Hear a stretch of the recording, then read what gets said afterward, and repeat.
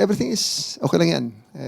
Makapal ang ating balat at yan ay kayang-kaya nating palampasin yan. Parang may delaying tactics na. Delaying tactics na lang talaga yan, ma'am. Pero at the end of the day, there's no deprivation whatsoever of legal counsel, yung mga medicine niya, food niya, wala po yun. At naibigyan natin lahat ng yun. Ang medical needs niya actually, sobra-sobra pa.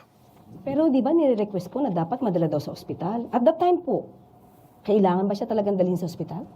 Ang sagot ko po sa panahong yon, sinagot ko sa kanila regarding that matter. Sir, sa ospital, ikaw i-examine din lang ng mga doktor na ito. Ang mag-iiba lang is yung location. Pero ang gagawin sa iyo is exactly the same dahil andito naman lahat ng mga gamit. So,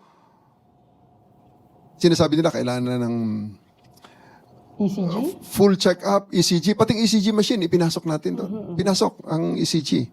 And kaya tinanong ko nga siya, Sir, ngayong araw na to, at this point, buong Pilipinas, ang dami ng hinuli ng mga nagkasala sa batas na aresto by virtue of a warrant, warrantless arrest, at implementation ng search warrant. Tanong kita, Sir, ilan sa kanila ang dinala sa presidential lounge? At binigyan pa na, dinalhan pa ng booking kit sa kanyang kung saan siya ay very comfortable na nakaupo. Kayo lang po, sir, ang special treatment na ito.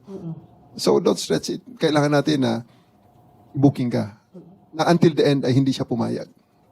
Sir, nakita natin sa ibang videos, baka yung ibang mga kababayan natin hindi alam. Kayo po ba'y nagbasa ng rights po ni dating Pangulong Duterte? Binasa ko po ang kanyang rights. Nasa likod ko pa para mag-witness ng pagbasa ng rights niya, yung ating Prosecutor General.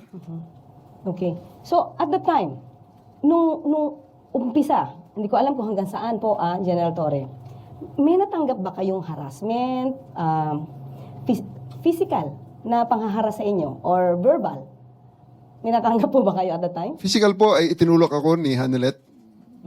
Tinabig niya ako. At malakas ang pagkatabig niya nung nagkasalubong kami sa hallway.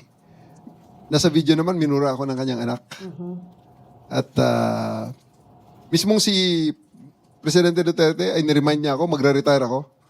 At aasuntuhin ako ng kanyang mga anak at ang kanyang mga kamag-anak after my retirement, even before my retirement. Tinrete niya ako. But everything is okay lang yan. Makapal ang ating balat at yan ay kayang-kaya nating palampasin yan.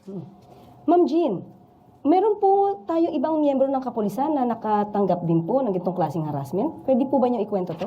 Yes po, ma'am. Aside from